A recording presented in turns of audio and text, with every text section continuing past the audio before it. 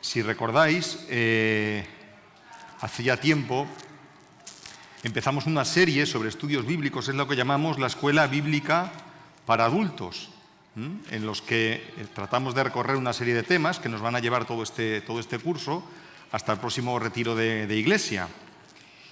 Y dedicamos un domingo al mes a detenernos un poco más en algunas cuestiones que sí que queremos abordar como iglesia a través del estudio y la meditación en su palabra. Así que hoy nos toca una de estas sesiones de la Escuela Bíblica para Adultos. ¿Tienes tu Biblia en la mano? Porque vamos a utilizar mucho la Biblia, porque el tema que nos toca hoy es el que tenéis ahí en las pantallas, los evangelios sinópticos, los milagros y las parábolas, ¿vale?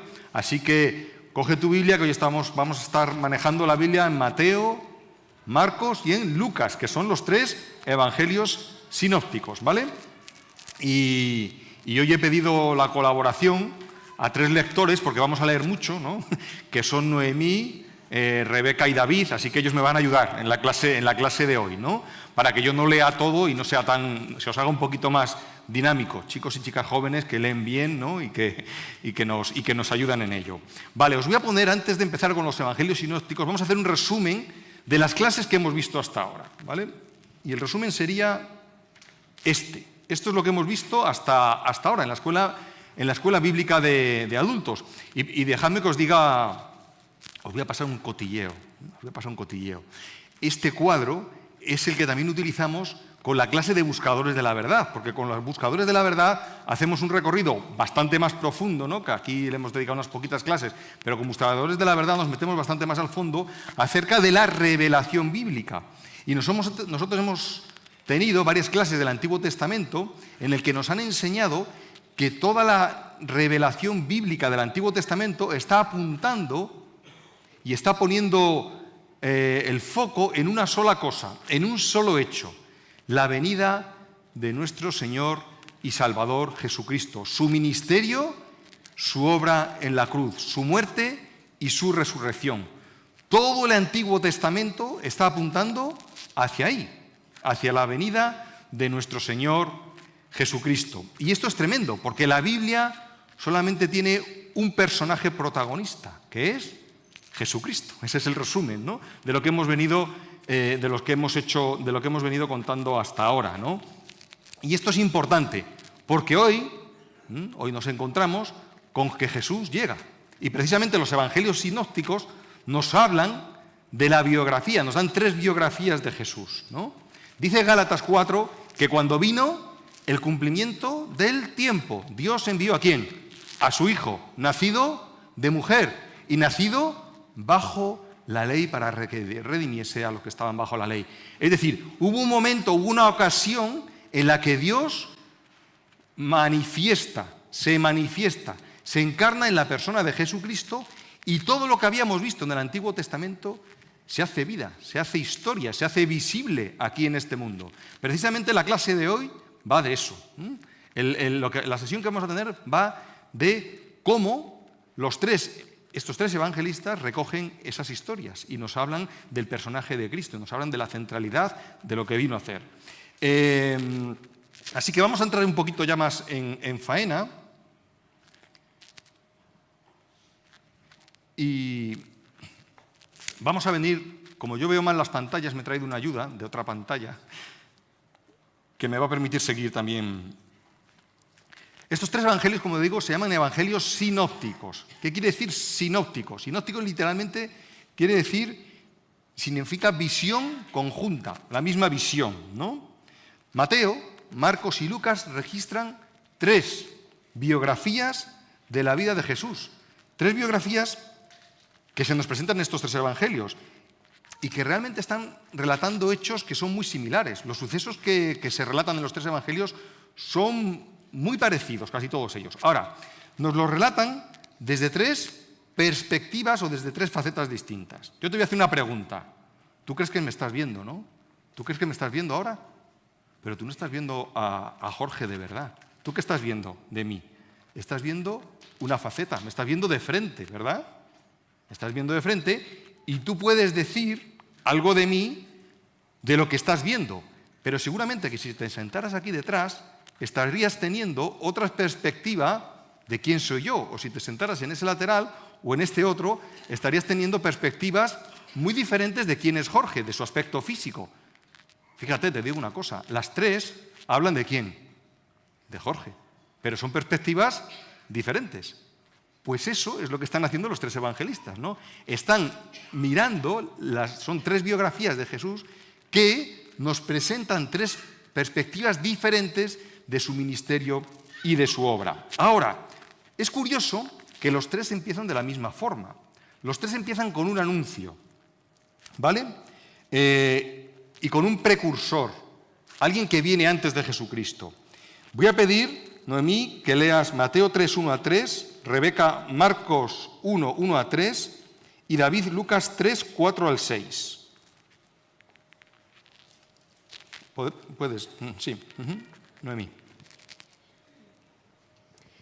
En aquellos días vino Juan el Bautista predicando en el desierto de Judea y diciendo: arrepentíos, porque el reino de los cielos se ha acercado.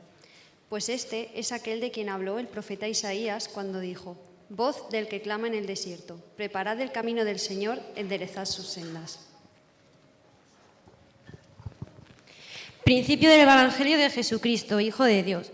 Como está escrito en Isaías el profeta: he aquí yo envío mi mensajero delante de tu faz, el cual preparará tu camino delante de ti. Voz del que clama en el desierto, preparad el camino del Señor, enderezad sus sendas.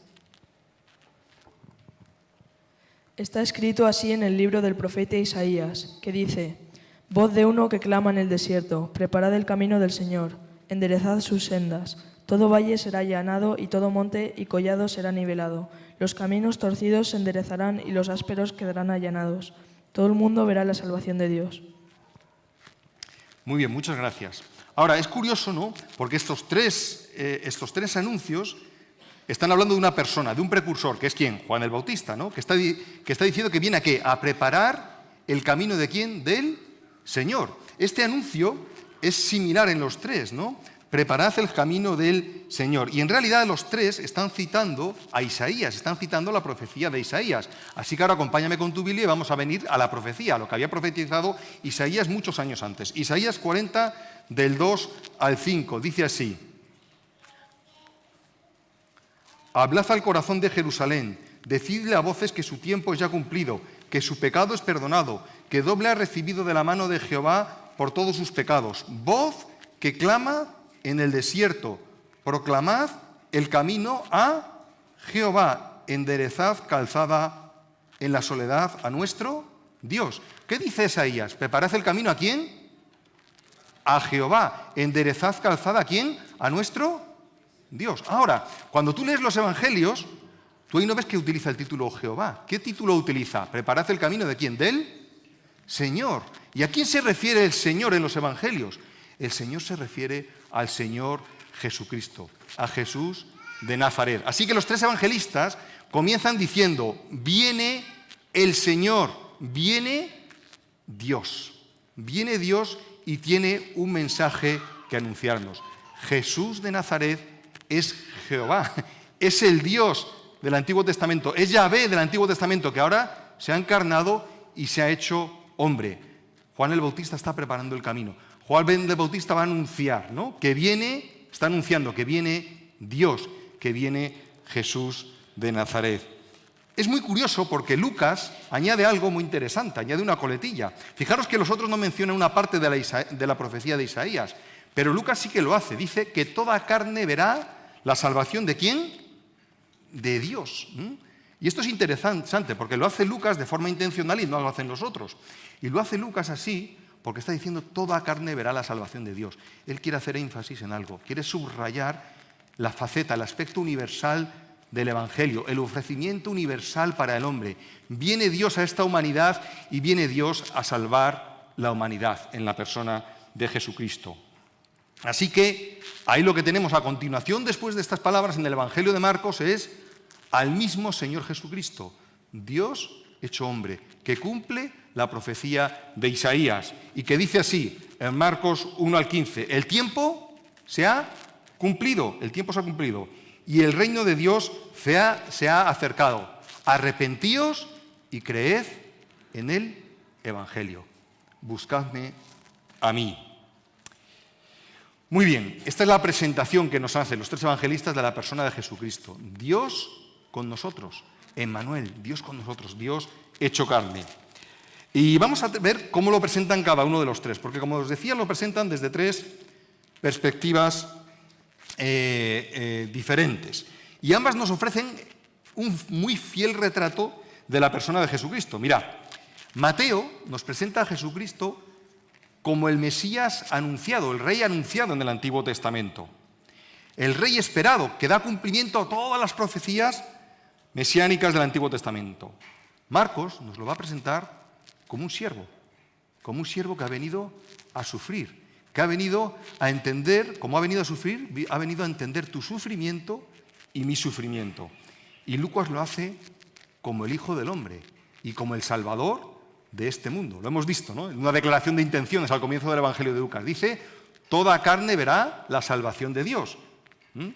Esa coletilla que menciona Lucas de la profecía de Isaías no la mencionan ni Mateo ni Marcos, precisamente porque Lucas tiene esa intención, ¿no? Presentarnos esa faceta del Señor Jesucristo. Mirad, en Mateo vais a encontrar muchas veces la siguiente fórmula. Todo esto aconteció para que se cumpliese la profecía dicha por el profeta. Esa fórmula se repite muchísimas veces en Mateo. Si tú empiezas si cuentas las frases, yo he logrado contar unas 16, a lo mejor hay alguna más, ¿no? Pero a mí me han salido 16, aproximadamente unas 16, ¿no? Dice Mateo, todo esto aconteció cuando se le presenta el ángel a María, ¿no? Para que se cumpliese lo dicho por el Señor por medio del profeta, cuando dijo, he aquí una virgen concebirá y dará a luz un hijo y llamará su nombre Emmanuel, que traducido es, otra vez, ¿qué? Dios con nosotros. Jesús significa, es Emmanuel, el nombre es Dios con nosotros. Esto es muy interesante, ¿no? Porque Mateo es intencional en utilizar esta coletilla, de que esto ocurrió porque estaba dando cumplimiento a la profecía. Luego, la insistencia de Mateo es que Jesús es el Mesías anunciado en el Antiguo Testamento y que da cumplimiento a las profecías y a todo lo que Dios había dicho por los profetas muchos años antes. Ahora, Marcos, vete a Marcos 10:45, y ahí dice, ¿qué dice? Porque el Hijo del Hombre no vino para ser servido, sino ¿para qué? Sino para servir y dar su vida en rescate por muchos. Así que si tuviéramos que resumir de alguna manera el retrato, la semblanza que hace Mateo de la persona de Jesucristo, ¿qué sería? Que Jesucristo es siervo, que Jesucristo vino a servir. Ese es el retrato que hace Marcos. Así que, retrato que hace Mateo, Jesucristo rey. Retrato que hace Marcos, Jesucristo siervo. ¿Y cuál es el retrato que hace Lucas? Ya estamos un poco empezando a entrever, ¿verdad? Mira, vente a Lucas.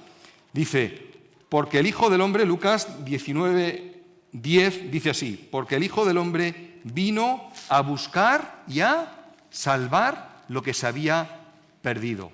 Es decir, el retrato que hace Lucas, si lo tuviéramos que resumir, es Jesucristo, Salvador de lo perdido. Jesucristo, el Salvador de la humanidad, el Salvador de las almas perdidas, el rescatador por excelencia, aquel que nos salva de nuestros pecados. Tres facetas nos ofrecen los tres evangelistas, ¿verdad? Un rey, un Mesías, un rey, un siervo y un salvador. No quiero hacer spoiler, pero esto también lo estamos viendo mucho en Apocalipsis, ¿verdad? Cuando estamos predicando sobre Apocalipsis, ¿no? Y nos contaban el otro día, ¿verdad? Que a veces se nos presenta a Jesucristo como ¿qué? Como un león. ¿Qué es el león? El rey de la selva, ¿verdad? Nos han enseñado eso de pequeños, ¿verdad? El león es el rey de la selva, ¿no? Pues nos presentan esa faceta de Jesucristo. Pero también a la vez dice que a veces se gira, ¿no? Juan, ¿y qué ve? No ve un león, ¿qué ve? Un cordero inmolado, ¿no? Se nos presenta también que un cordero, ¿no? Alguien que vino a salvar, alguien que vino a ser sacrificado por nosotros. Esta es una pequeña introducción, ¿no? De las tres facetas que nos ofrecen los evangelistas y quiero daros una comparativa entre los tres sinópticos y el Evangelio de Lucas, y el Evangelio de Juan, perdón. os voy a pasar todo el PowerPoint, os lo voy a pasar después, ¿no? Pero esto sería un poco este es un contenido que a lo mejor ahora en las pantallas no se ve muy bien, pero en el PowerPoint después cuando lo recibáis se va a ver mejor. Porque Juan se distingue de los 3 sinópticos en los que nos presenta un Jesús con mayor quietud, ¿no? De hecho, tú lees Mateo, Marcos y Lucas y Jesús está en constante movimiento, ¿eh? Está de un lado para otro, predicando el Evangelio, viajando de un sitio para otro, ¿no?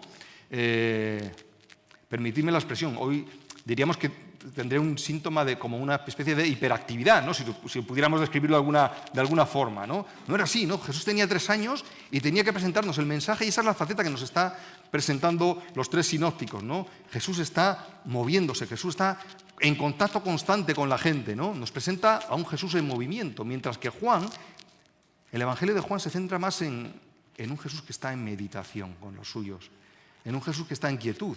Y en Juan tenemos muchas conversaciones, ¿verdad?, íntimas de Jesús con sus más estrechos discípulos, ¿no? Eso es lo que tenemos en Juan. En Juan el ministerio está más centrado en Judea y en Jerusalén, ¿no? Sin embargo, en los sinópticos vemos que Jesús va a Galilea, va a Perea, ¿no? En Juan se ven menos viajes, o a menos las secciones. No quiere decir que no hiciera viajes, ¿no? Pero Juan se está fijando en ese otro tipo de cosas.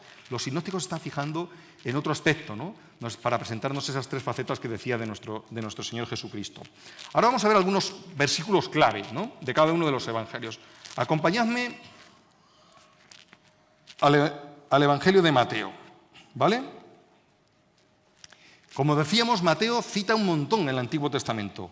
Cita más de 50 veces el Antiguo Testamento demostrando que Jesucristo es el cumplimiento precisamente de esas profecías y demostrando que Jesucristo está por encima, que llena todo el anuncio profético, que es el clímax de todo el anuncio profético. Todo lo que decían los profetas, todo lo que anunciaba la ley, todo lo que vimos en las 3 clases del Antiguo Testamento se encarna ahora en Jesucristo. Y esto Mateo nos lo quiere dejar muy claro. Así que vamos a leer unos cuantos textos. Noemí, Mateo 5:17, Rebeca, Mateo 12:6, David, Mateo 12:8. Empezamos. Mateo 5:17.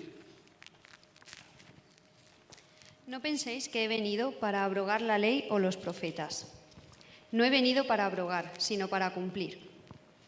Jesús es el cumplimiento de la ley y los profetas. Jesús llena la ley y los profetas. Encarna todo lo que decía la ley y los profetas, lo podemos ver en la vida de Jesucristo. Así que si queremos cumplir la ley y los profetas, lo único que tenemos que hacer, ¿qué es? Seguir a Jesús. Imitarle a Él. Rebeca. Pues os digo que uno mayor que el templo está aquí. Uno mayor que el templo, que todo el sistema sacrificial del Antiguo Testamento está ahí. Jesús es el fin, el cumplimiento de todo eso. Todo eso es una tipología que apuntaba a Jesús. David.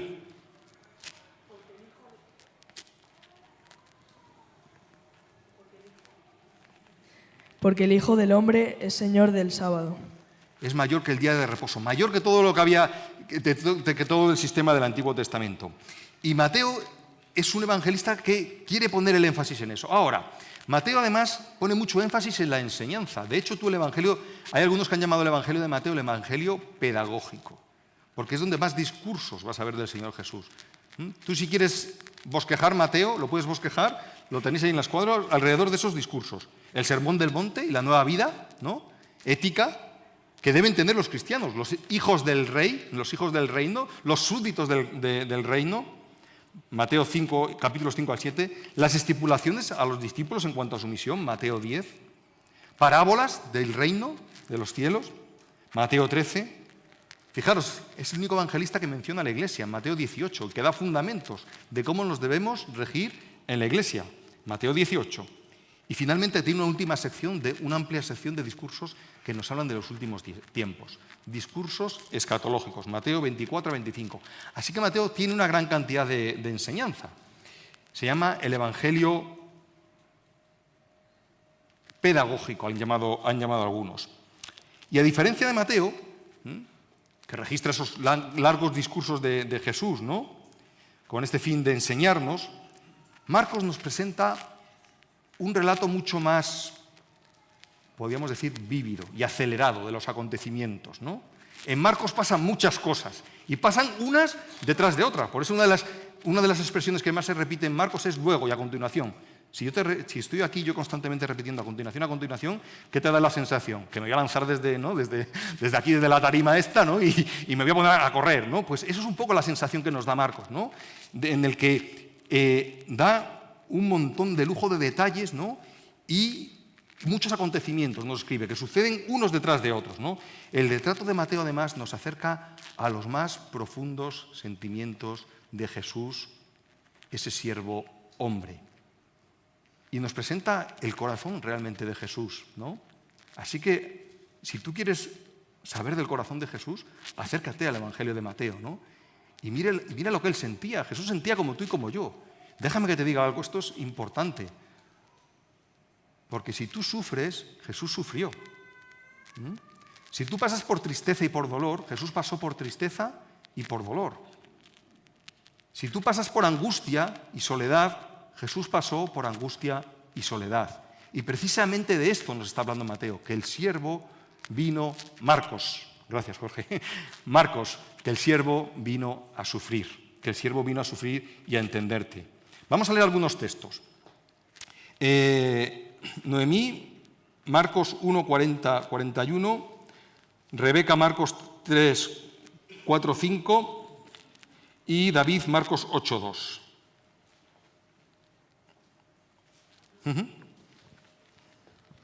Vino a él un leproso, rogándole, e hincada la rodilla le dijo, si quieres, puedes limpiarme.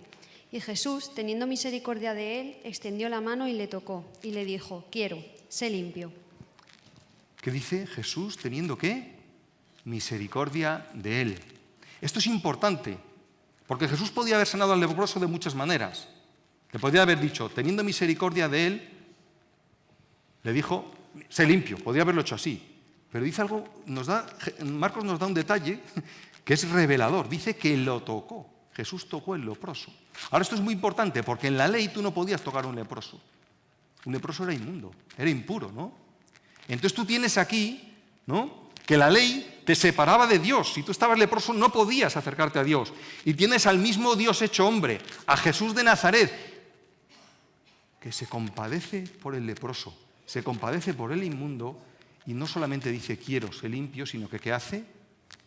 Toca. ¿A quién? Al que no se podía tocar. Eso era una aberración para un judío, tocar un leproso. Pero Jesús, Dios, se compadece del leproso y vino a tocar al leproso en su impureza y su inmundicia. Eso es lo que hace con nosotros. Dios se acerca al pecador y nos viene a tocar, viene a mezclarse con nosotros en nuestra inmundicia, en nuestra impureza. Ese es Jesús de Nazaret, Dios hecho hombre. Rebeca. Y les dijo, ¿es lícito en los días de reposo hacer bien o hacer mal, salvar la vida o quitarla? Pero ellos callaban. Entonces, mirándolos alrededor con enojo, entristecido por la dureza de sus corazones, dijo al hombre, extiende tu mano. Y él la extendió y la mano le fue restaurada sana. Dice, entristecido por la dureza de su corazón. Jesús se entristece por la dureza de nuestro corazón, se entristece por nuestro pecado, pero a la vez se acerca a nosotros para tocarnos y dice, si quieres, cuando le clamamos a Él, si quieres, puedes limpiarme. David, en Marcos 8:2. Siento profunda compasión de esta gente, porque hace 3 días que están conmigo y no tienen qué comer. Después de que la gente le había seguido tanto tiempo, tuvo compasión y necesidad por las personas. Y ahí cuando vemos el milagro, ¿no?, de la alimentación de aquella multitud. Hay muchos textos más, los tenéis en los cuadros, en las transparencias, pero me gustaría fijarme en un último. Mi alma está muy triste hasta la muerte. Acompañadme a Marcos capítulo 14. Marcos capítulo 14.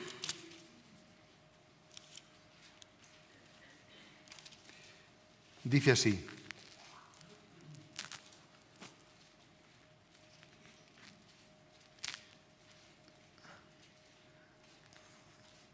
Dice, voy a empezar a leer en el 32. Vinieron pues a un lugar que se llama Getsemaní y dijo a sus discípulos, sentaos aquí, entre tanto que yo oro.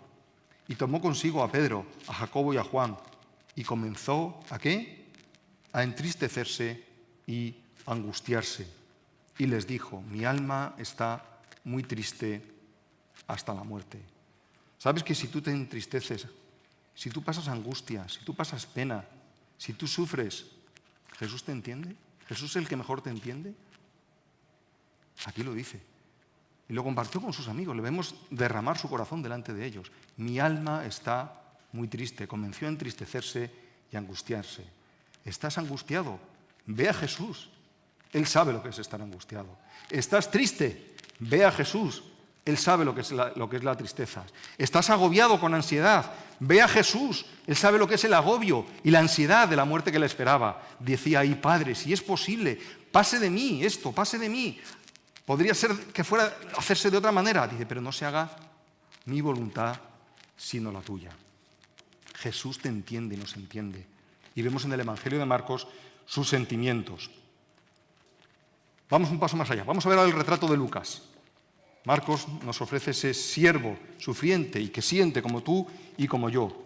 Lucas, sabéis que es el único no judío del Nuevo Testamento. Es de origen griego, ¿vale? Y también escribe el libro de los Hechos. Y nosotros decimos, Jesucristo es Salvador, ¿no? Pero te voy a decir una cosa. Realmente el término salvación, o sea, Jesucristo Salvador, no aparece ni en Mateo ni en Marcos. Tú léete todos los evangelios, ahí no aparece la palabra salvación, Salvador. Ahora, Lucas sí, y aparece muchas veces. Esto no es casualidad, esto es intencional. Como hemos dicho, Lucas nos presenta a Jesucristo, el retrato de Jesucristo como Salvador. Mirad algunos textos. Zacarías dice, nos levantó un poderoso Salvador en la casa de David, su siervo. Cuando vemos la anunciación de los ángeles, ¿qué se les dice? Os ha nacido en la ciudad de David un Salvador que es, ¿quién? Cristo el Señor. Cuando Jesucristo es presentado en el templo, y ahí lo ve Simeón, ¿no? Que le estaba esperando, ¿no? Que dice, porque han visto mis ojos tu salvación. Juan el Bautista, ya lo hemos leído, ¿verdad? Que nos dice en Lucas 3:6, recitando, ¿no? O recordando la profecía de Isaías, toda carne verá la salvación de Dios. Y Jesús también lo dijo de sí mismo, ¿no? Jesús de sí mismo afirmó que era el Salvador. Dice en Lucas 19, 9 y 10, Jesús le dijo, hoy ha venido la salvación a esta casa, por cuanto también él es hijo de Abraham, porque el Hijo del Hombre vino a buscar y a salvar lo que se había perdido. Ahora, si tú quieres bosquejar Lucas, lo puedes dividir en dos partes muy sencillas. Una parte antes de la intención de Jesús de ir a Jerusalén y otra parte después de la intención de Jesús de ir a Jerusalén. Ese casi que está más o menos a la mitad, más o menos, del Evangelio. En Lucas 9:51 dice que cuando se cumplía el tiempo, de nuevo vimos, cuando fue la ocasión en que había de ser recibido arriba, leemos, él afirmó su rostro para ir a Jerusalén. Allí se iba a consumar la obra de salvación. Ahí iba a entregar su vida en la cruz y ahí iba a dejar una tumba vacía en Jerusalén. Así que Lucas nos quiere dejar muy claro, ¿no?, de que el clímax de la obra de Jesucristo está en su salvación, en su aspecto como Salvador por nuestros pecados, Salvador al hombre en su indignidad y en su pecado. De hecho, Lucas, que escribe también el libro de los Hechos, dice en Hechos 4:12, que en ningún otro hay, ¿qué? Salvación, porque no hay otro nombre bajo el cielo dado a los hombres en que podamos ser salvos. Jesucristo es Salvador. No solamente es Rey y siervo, sino también es Salvador. Bien, tenemos claro entonces las tres facetas, ¿no? Nos vamos aproximando, nos vamos acercando más al personaje de Jesús, ¿verdad? Y a esas tres facetas de su vida. Ahora vamos a hablar qué es lo que hizo Jesús, qué hizo en su ministerio. Hay dos cosas que hizo. Hizo milagros, eso lo podemos saber todos, ¿no? Que es conocido por los milagros, y dio enseñanza.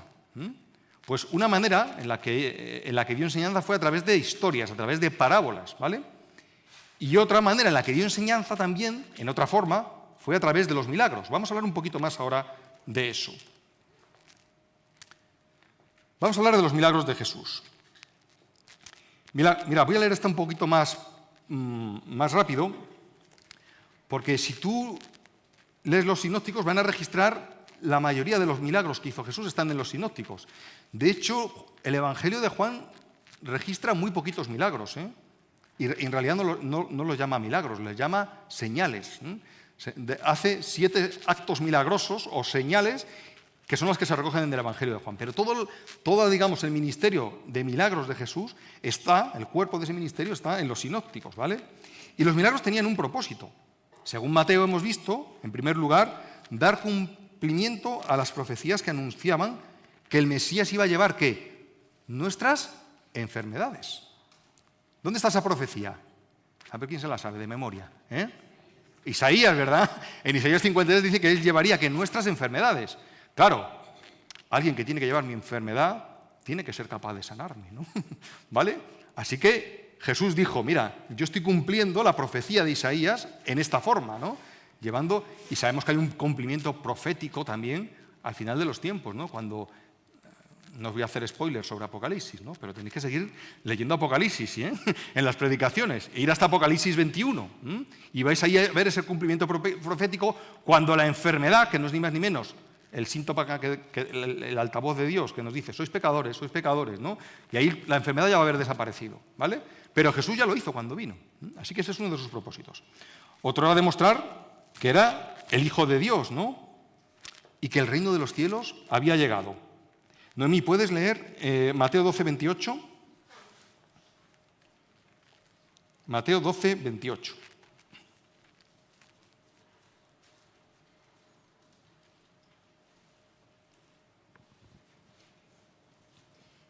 Pero si yo por el Espíritu de Dios echo fuera a los demonios, ciertamente ha llegado a vosotros el reino de Dios. Si Jesús estaba echando fuera a los demonios, quería decir que él tenía autoridad sobre el mal. Su poder prueba que él gobierna, que él es el rey que gobierna incluso sobre los poderes satánicos del mal. No hay nada que se le pueda que pueda oponerse a Dios. Así que demostrar la autoridad que tenía como Hijo de Dios, y también hemos leído antes, hemos visto mostrar compasión y misericordia. Y vamos a hablar ahora un poquito más del tercer de los propósitos, demostrar el poder y esa autoridad, examinando un milagro. Un milagro que todos conocemos, cuando Jesús calma la tempestad. ¿Os acordáis de ese milagro? ¿Sí? Hemos cantado hoy Dulce refugio, ¿verdad?, en la tormenta, ¿no? Es Jesucristo, el Salvador. Y hemos declarado, ¿no?, con esa canción una tremenda verdad bíblica, que Jesucristo es refugio en la tormenta. Que Jesucristo es consuelo en medio de nuestra tempestad. Pero yo creo que este milagro está hablando más, aún más que eso. Nos quiere enseñar Jesús con el milagro mucho más que eso. Porque uno se pregunta, bueno, ¿y por qué es Jesucristo consuelo en la tormenta?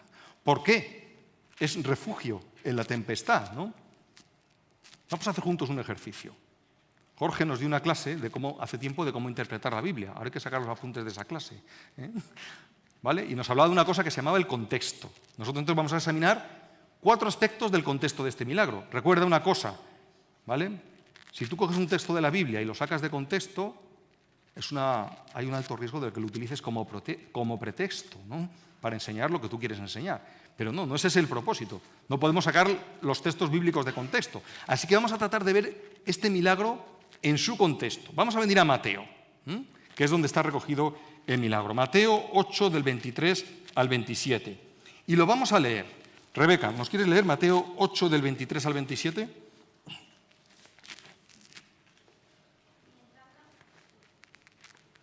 Y entrando en la barca, sus discípulos le siguieron.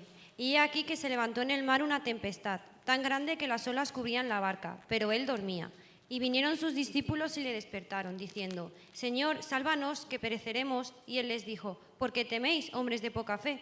Entonces, levantándose, reprendió a los vientos y al mar, y se hizo grande bonanza. Y los hombres se maravillaron, diciendo, ¿qué hombre es este que aun los vientos y el mar le obedecen? Gracias, Rebeca. Ese es el milagro. Hasta aquí el milagro.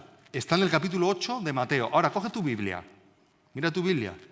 Hay algunas Biblias que tienen títulos, ¿no? Si tú ves esa sección de Mateo, Claro, cuando Mateo no está escribiendo cronológicamente, Mateo ha recibido una serie de relatos de Jesús y está organizando el material de forma intencional. Ahora, si tú coges tu Biblia y mires esa sección, capítulo 8, capítulo 9 de Mateo, es una sección que está llena de milagros de Jesús. Esto no es intencional. Esto o es intencional o no es intencional. ¿Qué pensáis? Oye, de repente Mateo le ha dado hartoca de milagros. No se trata de eso. Se trata de que Mateo, con toda intención, ha puesto esos milagros conjuntos. Pero si tú ves la sección anterior de Mateo 5 a Mateo 7, ¿qué tenemos ahí? Una sección de enseñanza. Tenemos las enseñanzas del Sermón del Monte. ¿Y cómo termina esa sección? Dice Mateo 7:29, porque les enseñaba como quien tiene autoridad y no como los escribas. Así que hay un hilo conductor que nos está marcando Mateo al organizar el material de esta forma. Primero está diciendo, Jesús tiene autoridad en la enseñanza. Y a continuación nos presenta que esa autoridad la está demostrando, porque tiene poder sobre las fuerzas de la naturaleza. Segundo, si tú ves los milagros que están recogidos ahí, tiene poder para sanar la enfermedad.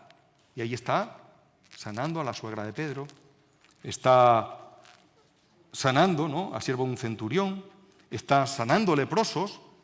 Tercero, tiene poder para echar fuera demonios, tiene poder sobre las huestes espirituales de maldad. Y ahí el Señor, en esa sección, se presentan milagros en las que está echando fuera demonios. Y finalmente termina la sección resucitando al hijo de Jairo, ¿verdad?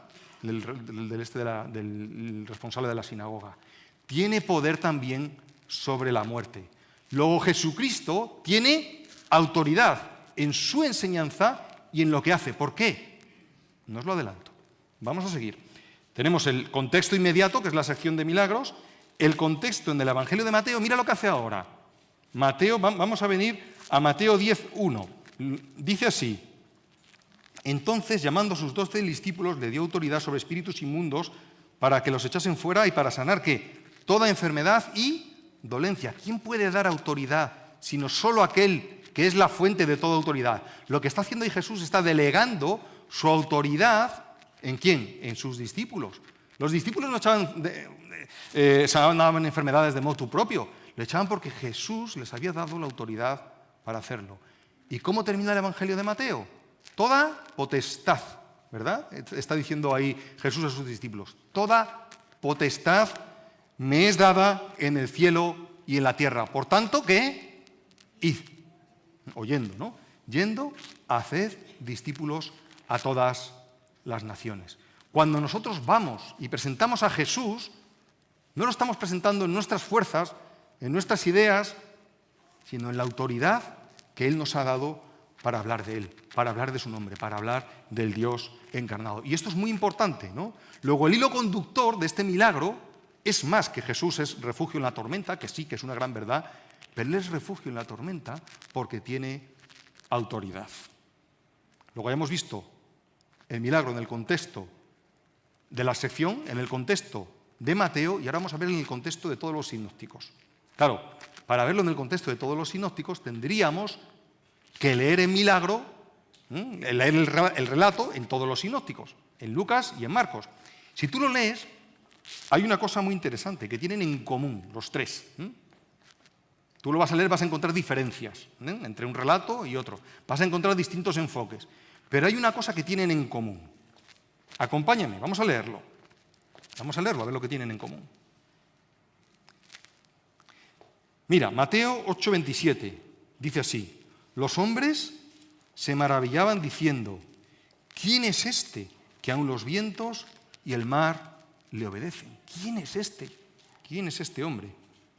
Dice Marcos 4:41, temieron con gran temor y se decían el uno al otro, ¿quién es este que aun el viento y el mar le obedecen? Y Lucas 8:25 leemos así, y les dijo, ¿dónde está vuestra fe? Y atemorizados se maravillaban y se decían unos a otros, ¿quién es este que aun los vientos y las aguas manda y le obedecen? ¿Qué están preguntando? ¿Cuál es la pregunta constante que se repite. Lo hemos notado, ¿no? ¿Quién es este, no? ¿Quién es este? ¿Quién es este hombre que hace estas cosas, no?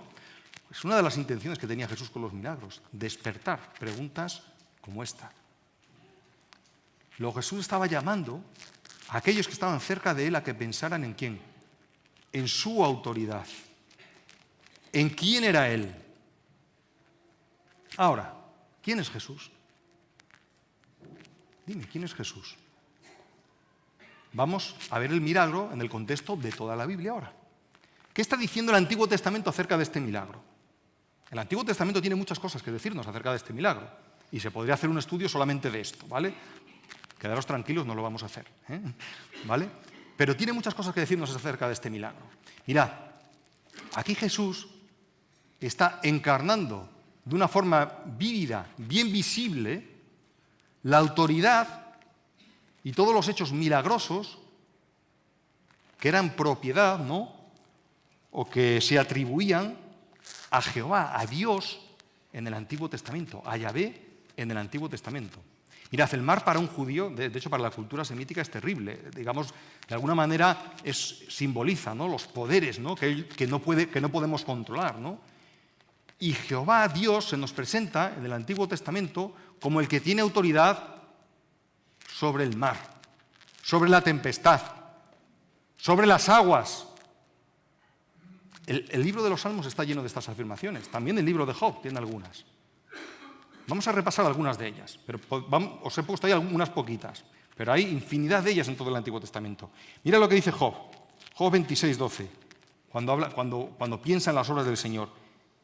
Y esto está Job aludiendo a Dios. Él agita el mar con su poder y con su entendimiento hiere la arrogancia suya. ¿Él quién es? Jehová está pensando en Dios, en el Dios Todopoderoso. El Salmo 66:6 dice: volvió Dios el mar en seco. Salmo 77:16 dice así: te vieron las aguas, oh Dios, te vieron las aguas y temieron. Los abismos también se estremecieron. Y dice el Salmo 106:9: reprendió al mar rojo y se secó. ¿Quién está haciendo esos hechos portentosos que declaran la autoridad que tiene y el poder que tiene sobre el mar? ¿Quién los está haciendo en el Antiguo Testamento? Jehová Dios, lo está haciendo Dios. ¿Y quién los está haciendo ahora en el Nuevo Testamento? ¿Quién lo hace eso ahora? Lo hace Jesús. Así que, ¿quién es este? ¿Quién es este? Este es Dios, que está entre nosotros y tiene autoridad para secar las aguas, para reprender la tempestad y para decir a los abismos: ahí quietos. Ahora, yo me pregunto, cuando venimos a un milagro como esto, me pregunto, y es la pregunta que nos tenemos que hacer: ¿quién tiene el bastón de mando en tu vida y en mi vida? ¿Quién lo tiene? ¿Lo tiene Jesús? Porque Él tiene autoridad, hemos visto. ¿Lo tiene Jesús? ¿Quién ejerce autoridad sobre tu vida? ¿Lo ejercen tus sentimientos? Que a veces son sentimientos fluctuantes, ¿verdad? Y unas veces nos dicen una cosa y otras veces nos dicen otras. ¿Lo ejercen tus emociones? ¿Lo ejerce tu yo? ¿Lo ejerce la enfermedad que estás padeciendo? ¿Lo ejerce lo que sea que quiera que estés sufriendo? ¿Esa es su autoridad sobre tu vida? Yo te quiero decir una cosa: Jesús es el que tiene autoridad sobre tu vida. Jesús es el que además reclama autoridad sobre nuestras vidas, porque nuestras vidas le pertenecen a Él. Él es el dueño de todo. Y si estás sufriendo, si estás padeciendo, el hecho de que Él tenga autoridad y el hecho de que tú reconozcas esa autoridad es algo que nos trae descanso, porque sabemos lo que puede hacer Dios. No estoy diciendo que lo vaya a hacer, ¿no? Pero sabemos que Él tiene autoridad y que Él tiene la última palabra. Así que es importante, ¿no?, cuando miramos estos milagros, ¿no?, desde la perspectiva que nos ofrece toda la Biblia, ¿no? Vamos a hablar un poquito ahora de las parábolas, para terminar. Las parábolas en la enseñanza de Jesús. ¿Qué es una parábola? No sé qué me ha pasado aquí, se me ha... Ahora. Vale. ¿Qué es una parábola? Una parábola, en resumidas cuentas, es una historia terrenal que tiene un significado espiritual. Y Dios las usa mucho, Jesús las usó mucho. ¿Por qué razón? Porque nos ayudan a entender, ¿no? Cuando vemos ciertas cosas, nos las cuenta una historia, retenemos mucho mejor las verdades espirituales que encierra la parábola. Y fue uno de los métodos favoritos de enseñanza del Señor Jesús. Los evangelios están llenos de parábolas y han quedado registradas en los evangelios, muchas de ellas en los evangelios sinópticos. Había un propósito en las parábolas. Vamos a venir a Mateo 13, 10 al 17. David, ¿puedes leer del Mateo 13, 10 al 17? Entonces se le acercaron los discípulos y le preguntaron: ¿por qué les hablas por medio de parábolas? Él les respondió: porque a vosotros os es dado saber los misterios del reino de los cielos, pero a ellos no, pues a cualquiera que tiene se le dará y tendrá más, pero al que no tiene, aun lo que tiene le será quitado.